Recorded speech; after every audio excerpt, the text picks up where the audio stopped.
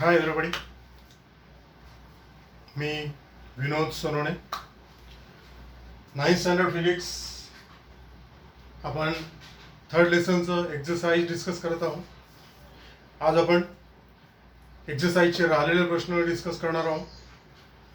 मागच्या व्हिडिओ लेक्चरमध्ये आपण क्वेश्चन नंबर 1, 2, 3, 4, 5 आणि 6 इथपर्यंत डिस्कस करून झालेला आहे. Open your text book at page number 45. पुढचा प्रश्न आहे क्वेश्चन नंबर 7. आता या क्वेश्चन नंबर 7 साठी तुम्हाला एक डायग्राम दिलेली आहे. A circuit diagram is given. ती डायग्राम मी इथे काढतो आणि त्या डायग्रामशी संबंधित काही प्रश्न तुम्हाला विचारलेले आहेत. So the figure given in question number 7 is like this.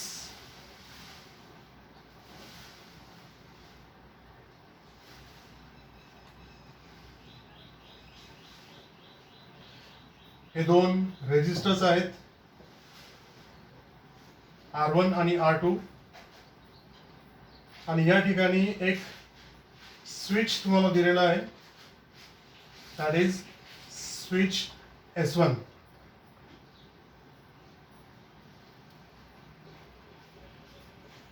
Here is the third resistance. याचं नाव दिलेलं आहे R3.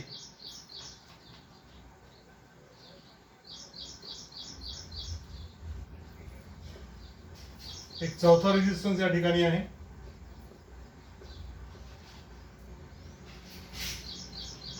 It is R4.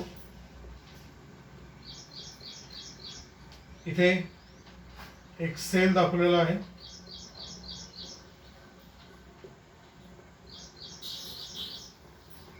आणि एक आणखीन switch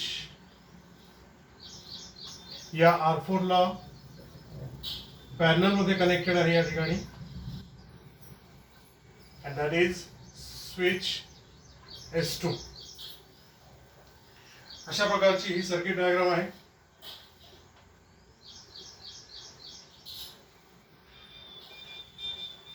A B C D E F G H आणि I. ठीक आहे. आधी सर्किट डायग्राम नेमकी कशी आहे ते पाहून घ्या. R1, R2, R3, R4 हे 4 रेजिस्टर्स आहेत, एक सेल आहे आणि दोन स्विचेस या ठिकाणी आहेत, स्विच S1 आणि स्विच S2. एक अमीटर सुद्धा या ठिकाणी तुम्हाला दिसतो आहे, दिस इज अमीटर. आता या ठिकाणी 3 प्रश्न तुम्हाला विचारलेले आहेत.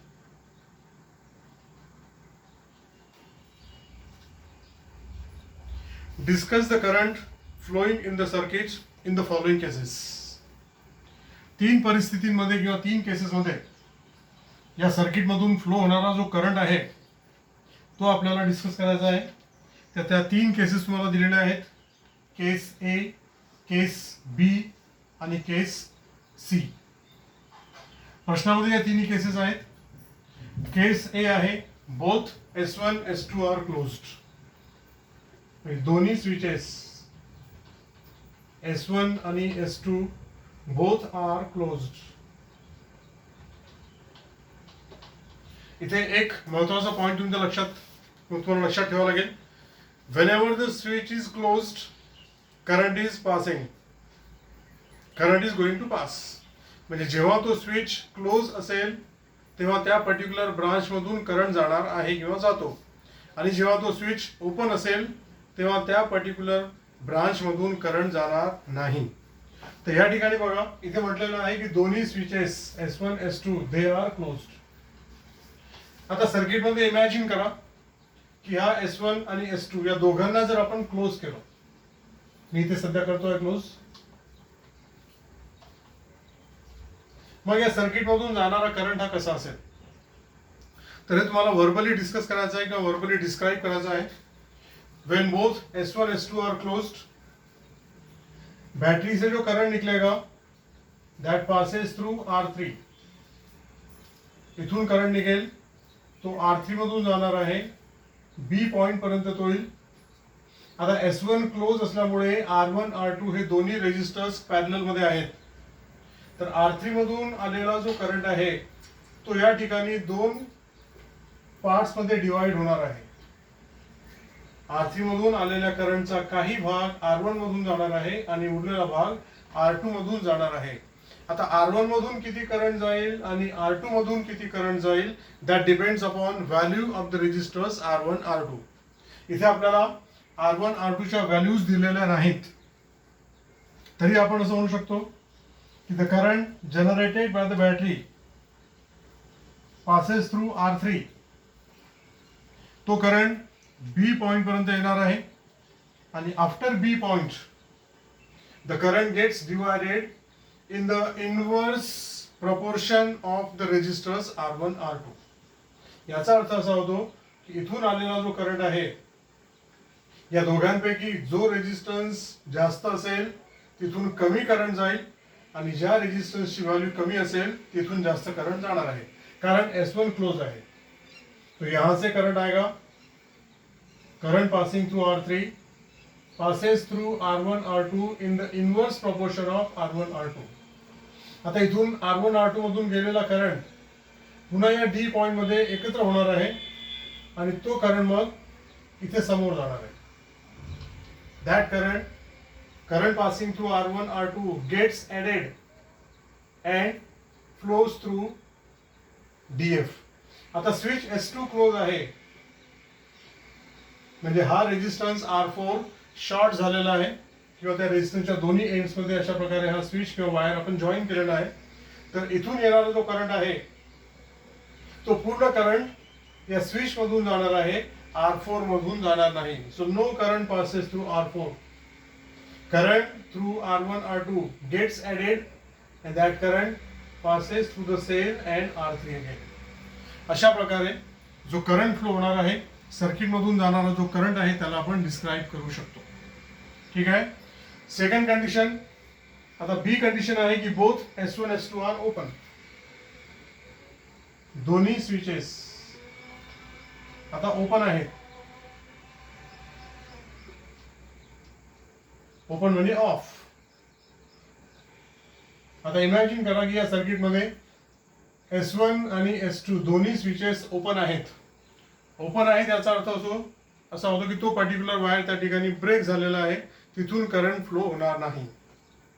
आता काय होणार आहे, पुन्हा आधीसारखंच सेल मधून निघालेला करंट जो आहे तो R3 मधून जाईल, बी पॉइंट पर्यंत तो करंट येईल. आता इथून पुढे S1 ओपन आहे म्हणजे या ब्रांच मधून करंट जाणार नाही.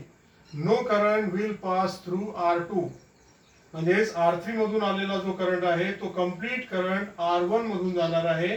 R2 मधून कोणताही करंट जाणार नाही S1 ओपन असल्यामुळे. तोच करंट मग पुढे जाईल आणि same current will pass through R4, कारण ही ब्रांच इथे ब्रेक झालेली आहे, S2 ओपन आहे. Same current passes through R3.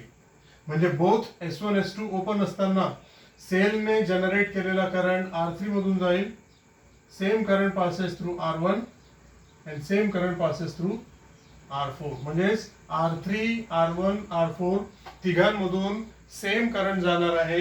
या कंडिशन मध्ये no current will pass through R2 and the branch FG. ही सेकंड कंडिशन, दोन्ही स्विचेस S1 S2 ओपन असताना. Now third condition, C condition दिलेली आहे की S1 is closed, S2 is open. S1 ला close केला आहे आणि S2 स्विचला ओपन ठेवलेला आहे. याच्यानुसार आपण डायग्राम मध्ये इमॅजिन करूया. आता S1 क्लोज आहे म्हणजे ही ब्रांच कंप्लीट असेल. S2 ओपन आहे म्हणजे हा स्विच ओपन आहे किंवा ही ब्रांच ब्रेक झालेली आहे, इथून करंट जाणार नाही. आता कसं आहे, so current generated by the cell passes through R3, इथून तो करंट जाणार आहे, बी पॉइंट पर्यंत तो येईल.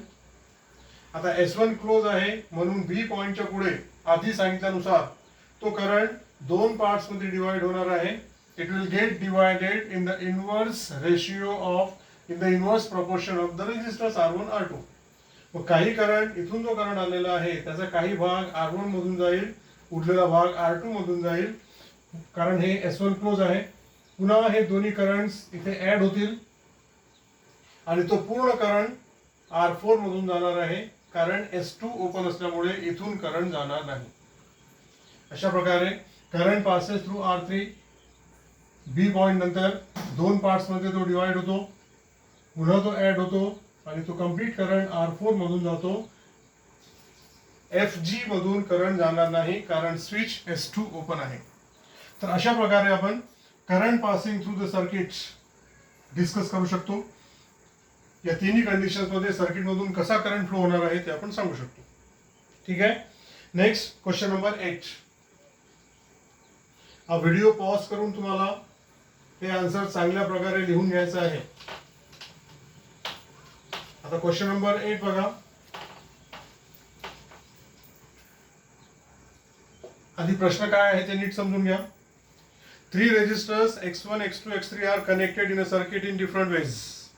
3 रेजिस्टर्स आहेत, X1, X2 आणि X3. यांना सर्किटमध्ये वेगवेगळ्या प्रकारे कनेक्ट केलेलं आहे. X is the effective resistance. तिघांना कनेक्ट केल्यानंतर या तिघांचं टोटल, या तिघांचं इफेक्टिव्ह आहे X. The properties observed for these different ways of connecting X1, X2, X3 are given below. खाली तुम्हाला काही प्रॉपर्टीज दिलेल्या आहेत. Write the way in which they are connected in each case. मग तुम्हाला सांगायचं आहे, त्या प्रॉपर्टीच्या आधारे तुम्हाला सांगायचं आहे की कशा प्रकारे X1, X2, X3 कनेक्टेड असतील. पहिली प्रॉपर्टी बघा. Same textbook, page number 45. पहिली प्रॉपर्टी आहे की current I flows through X1, X2, X3. म्हणजे X1, X2, X3 मधून सेम करंट फ्लो होतो आहे, ही प्रॉपर्टी आहे. मग कोणत्या प्रकारच्या कनेक्शन मध्ये तिन्ही रेजिस्टन्स मधून जाणारा करंट हा सेम असतो, तर हे आपल्याला माहिती आहे. ती आहे रेजिस्टर्स कनेक्टेड इन सिरीज. तिघांमधून सारखा करंट जातो आहे, याचा अर्थ X1, X2, X3 are connected in series.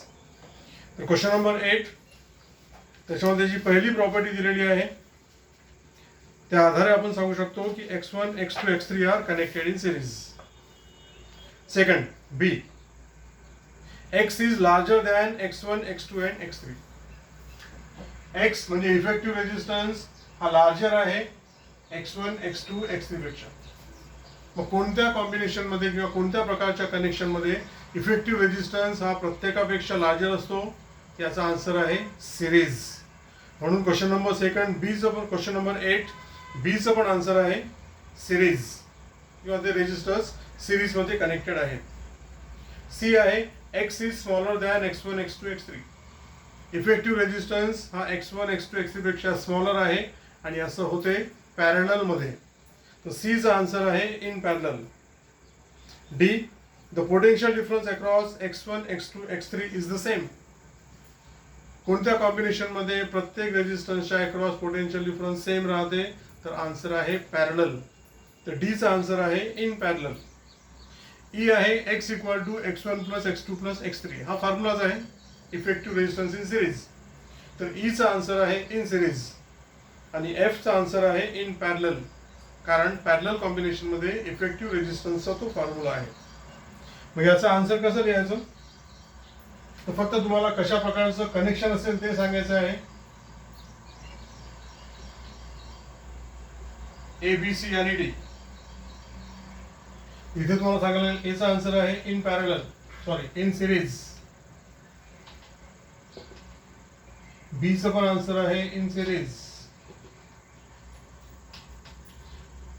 C चा आन्सर आहे इन पॅरलल. डी चा पण आन्सर आहे इन पॅरलल आणि ई चा आन्सर आहे इन सिरीज. एक आणखीन आहे एफ, याचा आन्सर आहे इन पॅरलल. अशा प्रकारे फक्त आन्सर तुम्हाला लिहायचा आहे, पण त्या आन्सरच्या मागचं रिझन आपल्याला माहिती पाहिजे. पुन्हा एकदा आन्सर्स पाहून घ्या. Question number 8 A in series, B आहे इन सिरीज, सी आहे इन पॅरलल, डी सुद्धा आहे इन पॅरलल, ई आहे इन सिरीज आणि एफ आहे इन पॅरलल. इथे तुम्हाला प्रॉपर्टीच्या आधारे हे सांगायचं होतं की कशा प्रकारे ते रेजिस्टर्स कनेक्टेड असतील. तर तुम्ही वाटल्यास सेंटेन्समध्ये पण लिहू शकता. क्वेश्चन नंबर ए चा आन्सर असेल x1, x2, x3 are connected in series. B का आंसर आप लिखोगे x1, x2, x3 are connected in series. C चा आंसर असेल x1, x2, x3 are connected in parallel. D चा पण आंसर असेल x1, x2, x3 are connected in parallel. E का answer होगा x1, x2, x3 are connected in series. आणि शेवटी F चा आंसर असेल x1, x2, x3 are connected in parallel. अशा प्रकारे क्वेश्चन नंबर 8 चा आंसर आहे. Now last question of the exercise, that is a numerical problem. Mathematical problem आहे. Question number 9 मध्ये 3 प्रश्न या ठिकाणी आहेत. आधी बघूया क्वेश्चन नंबर 9, सब क्वेश्चन ए. इथे आन्सर मध्ये आपल्याला या 2 गोष्टी महत्वाच्या आहेत. प्रश्न वाचून आपल्याला डिसाइड करायचं आहे की काय प्रश्नामध्ये दिलेलं आहे, कोणती इंफॉर्मेशन दिलेली आहे आणि काय आंसर आपल्याला काढायचा है. तो सबसे पहले क्वेश्चन को केयरफुली पढ़ना है. उसपे से आपको क्या गिवन और क्या फाइंड करना ये पता चलेगा. विथ प्रॉपर यूनिट है आपल्याला लिहायचं आहे. See question number 9A. The resistance of a 1 metre long nichrome wire is 6 ohm. If we reduce the length of the wire to 70 centimeter, what will be its resistance? तर या ठिकाणी तुम्हाला 2 length दिलेले आहेत आणि यांचे 2 रेजिस्टन्सेस दिलेले आहेत. याला आपण लिहूया L1, L2 आणि R1, R2. So when the length of the wire is 1 meter, आता 1 मीटर म्हणजेच 100 सेंटीमीटर, तर त्याचं रेजिस्टन्स आहे 60 ओहम. आणि when the length is reduced to 70 centimetre, त्याच वायरची लेंथ जर 70 सेंटीमीटर आहे तर त्याचं रेजिस्टन्स किती असेल ते आपल्याला फाइंड करायचं आहे. तो हमको फाइंड करना है R2. अशा प्रकारचा हा प्रश्न आहे. इथे आपल्याला एक प्रॉपर्टी मेंशन करावी लागेल कि resistance of a conductor is directly proportional to its length. म्हणजेच R प्रोपोर्शनल L. या ठिकाणी आपण लिहू शकतो 60 प्रोपोर्शनल L1 किंवा R1 लिहूया. R1 proportional L1 and R2 proportional L2. Clear? Therefore, याला जर आपण डिवाइड केलं तर R2 upon R1 will be equal to L2 upon L1. हे आपल्याला मिळालेलं आहे डिवाइड करून.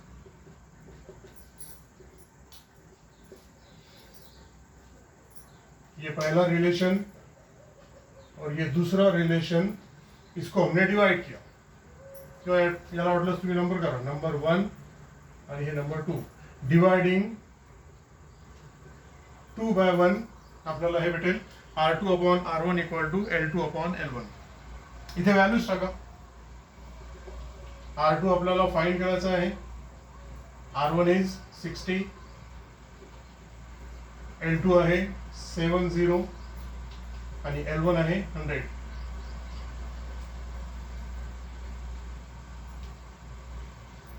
सिक्सटी को इधर ले लो.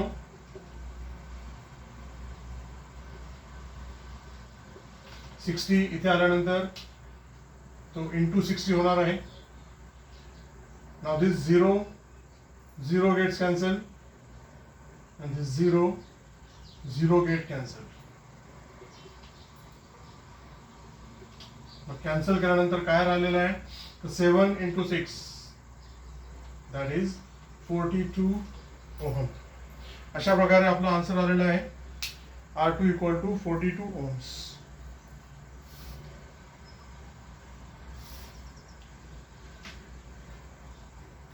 पुन्हा एकदा पाहून घ्या.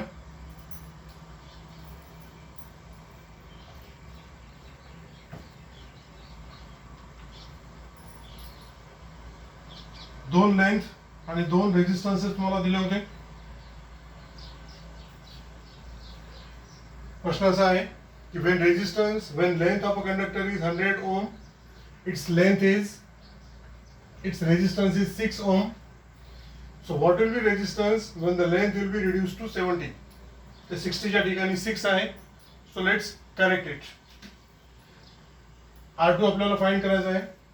Now resistance of conductor is directly proportional to length. So R1 proportional L1 and R2 proportional L2. Dividing 2 by 1, R2 by R1 equal to L2 by L1. 6 जर आपण घेतलं तर R2 upon 6 equal to 70 upon 100. या 6 ला जर इथे घेतलं आपण तर R2 असेल 70 upon 100 into 6. आता 1 0 gets cancel. इथे राहील मग अपॉन 10. तर R2 इक्वल टू 6 into 7 म्हणजे 42 upon 10. आणि 42 upon 10 याचा आन्सर येते 4.2 ohm. So the correct answer is 4.2 ohm. मग शेवटी याचा आपल्याला एक स्टेटमेंट लिहावं लागेल. प्रश्न आपल्याला विचारला होता की what will be resistance of the wire when its length is reduced to 70 centimetre. इसमें से आपको लिखना पड़ेगा resistance of the wire will be 4.2 ohm when its length will be reduced to 70 centimeter. आणि तिथे हे आन्सर संपेल. ठीक आहे. नेक्स्ट क्वेश्चन 9 सब क्वेश्चन बी. हे सगळे आन्सर्स तुम्हाला नोटबुक मध्ये फेअर कॉपी मध्ये लिहून घ्यायचे आहे. तुम्ही स्वतः याला सॉल्व्ह करू शकता किंवा व्हिडिओला पॉज करून तुम्हाला लिहिता येईल. लिहिताना सिस्टमॅटिकली विथ प्रॉपर युनिट आणि फायनल स्टेटमेंट लिहायचं आहे. Now next question number 9 sub question बी. आधी प्रश्न काय आहे ते आपण समजून घेऊ. प्रश्न असा आहे की when two resistors are connected in series. दोन रेजिस्टर आहेत, दोघांच्या व्हॅल्यूज आपल्याला दिलेल्या नाहीत, पण जेव्हा त्यांना सिरीजमध्ये कनेक्टेड असते तर त्यांचं इफेक्टिव्ह रेजिस्टन्स आहे 8080 ओहम. आणि when they are connected in parallel their effective resistance is 20 ohm. What are the values of two resistors. समजा त्या रेजिस्टरच्या व्हॅल्यूज आहेत R1 आणि R2. या वैल्यूज आपल्याला काढायचे हैं. अब इन दोनों को अगर सीरीज में कनेक्ट किया तो उनका इफेक्टिव रेजिस्टेंस आपको दिया है 80 ओम. दोघांना सीरीज मध्ये लावलं असताना दोघांचं इफेक्टिव्ह दिलेलं आहे 8080 ओम. त्याला आपण म्हणतो RS. आणि याच दोन रेजिस्टरला जर पॅरलल मध्ये कनेक्ट केलं तर त्यांचं इफेक्टिव्ह रेजिस्टन्स दिलेलं आहे 20 ohm. That we write RP.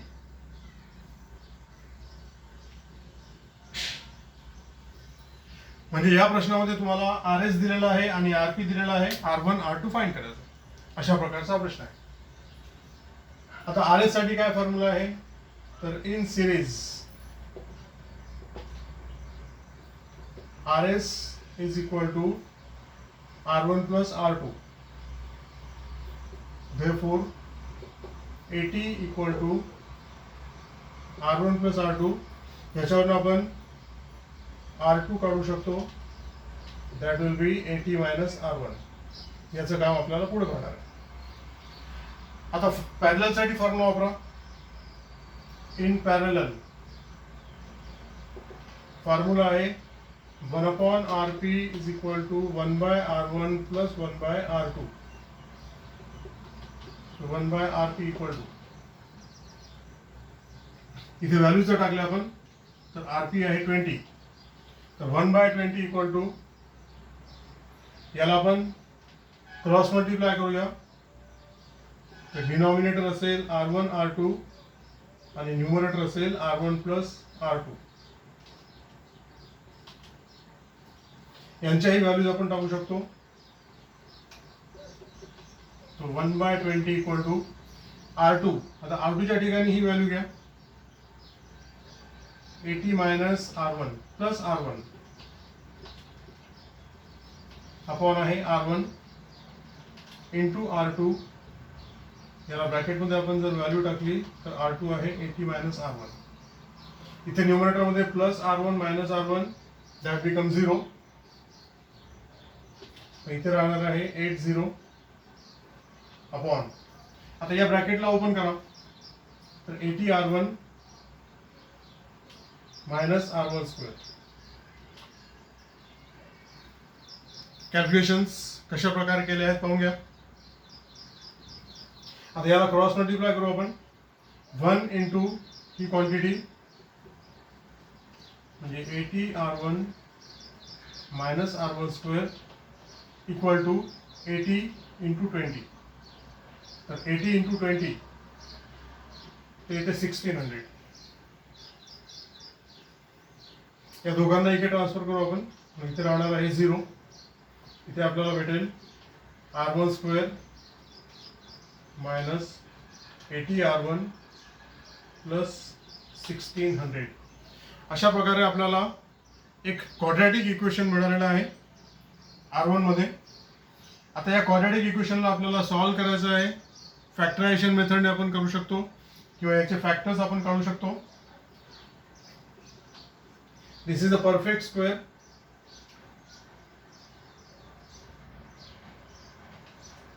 Equal to 0.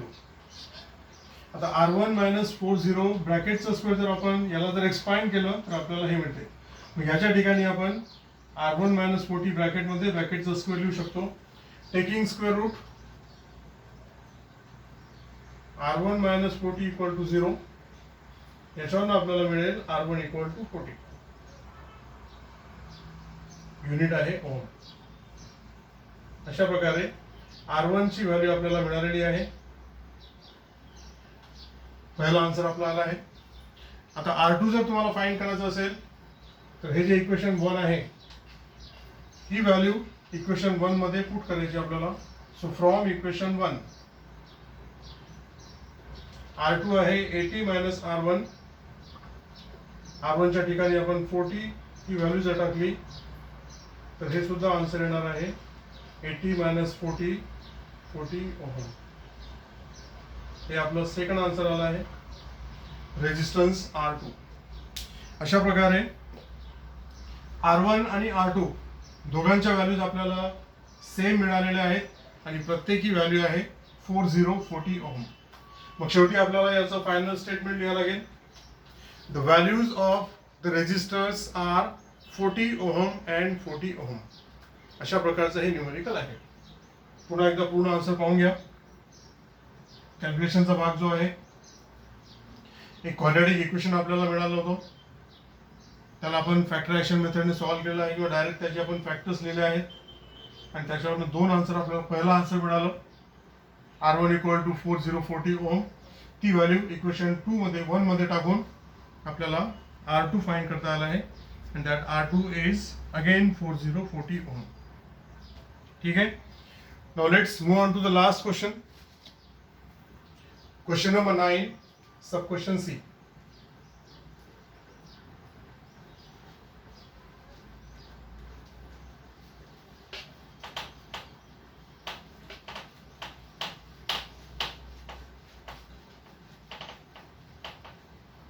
पुन्हा सगळ्यात आधी प्रश्न वाचून त्याच्यामध्ये काय गिवन आहे काय फाइंड करायचं आहे ते आपण आधी ठरवूया. Question number 9 sub question C. प्रश्न असा आहे की if a charge of 420 coulomb, C म्हणजे coulomb, that is unit of electric charge. If a charge of 420 coulomb flows through a conducting wire in 5 minutes, what is the value of the current. इथे तुम्हाला charge दिलेला आहे त्याला आपण Q म्हणू शकतो आणि टाइम तुम्हाला दिलेला आहे T आणि करंट तुम्हाला फाइंड करायचा आहे. चार्ज इज गिवन 420 coulomb आणि time is given 5 minutes. What will be the value of current? Clear? आता coulomb is SI unit of charge, पण minute is not SI unit of time. टाइमचं SI unit आहे second, म्हणजे आपल्याला या मिनिटचे second करावे लागतील. याला आपल्याला 60 ने मल्टिप्लाय करावं लागेल. ठीक आहे.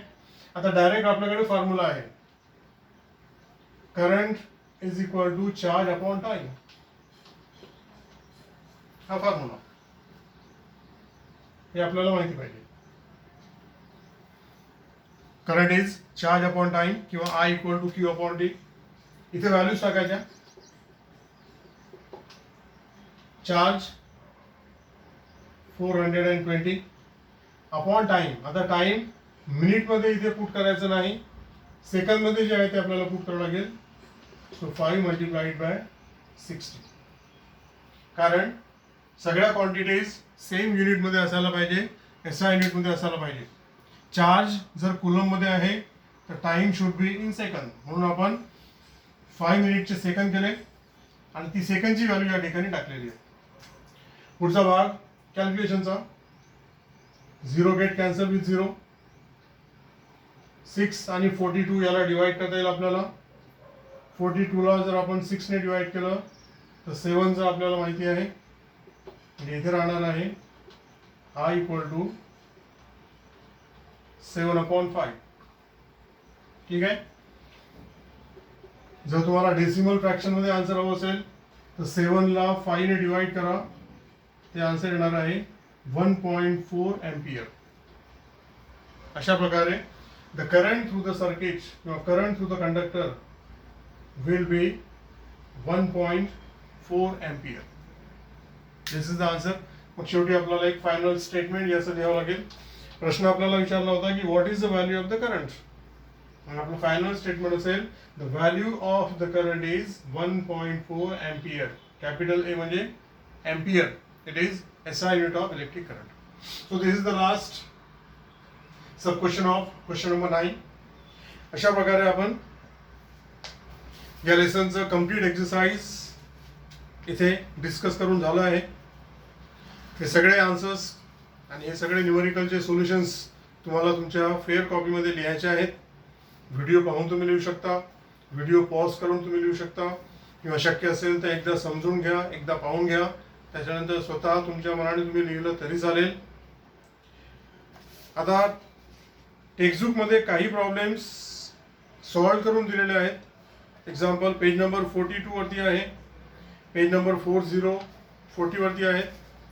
त्या ठिकाणी रेजिस्टर्स इन सिरीज आणि रेजिस्टर्स इन पॅरलल याच्याशी संबंधित काही न्यूमेरिकल प्रॉब्लेम त्यांचे सोल्युशन तुम्हाला दिलेले आहेत.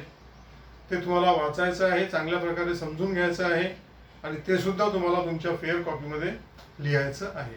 जर ते नाही समजलं, त्याच्यामध्ये काही अडचण असेल तर तुम्ही मला व्हॉट्सअप करू शकता किंवा मला फोन करून तुम्ही विचारू शकता. तिथे तुम्हाला मी त्याचं प्रॉपर सोल्युशन किंवा प्रॉपर गायडन्स तुम्हाला, त्याचं प्रॉपर आन्सर तुम्हाला मी प्रोव्हाइड करेन. ठीक आहे. या ठिकाणी आपला हा लेसन नंबर 3 जो आहे करंट इलेक्ट्रिसिटी हा संपतो आहे. पुढच्या व्हिडिओ लेक्चरला आपण नवीन लेसनला सुरुवात करणार आहोत. पण त्याच्या आधी हा लेसन माझ्यातर्फे शिकून झालेला आहे, पण तुम्हाला तो पूर्ण चांगल्या प्रकारे लर्न करायचा आहे. सगळे कन्सेप्ट्स समजून घ्या, सगळ्या डेफिनेशन्स वगैरे लर्न करा, न्यूमेरिकल्स आहेत, सगळे फॉर्म्युले लर्न करा, कारण याच्यावरती तुमची टेस्ट होणार आहे. So prepare the complete lesson for the test and be ready for it. ठीक आहे. आज आपण इथे थांबूया. पुढच्या व्हिडिओ लेक्चरमध्ये पुन्हा आपण भेटू, नवीन लेसन सुरू करणार आहोत आपण. तोपर्यंत take care, have a nice time. Thank you.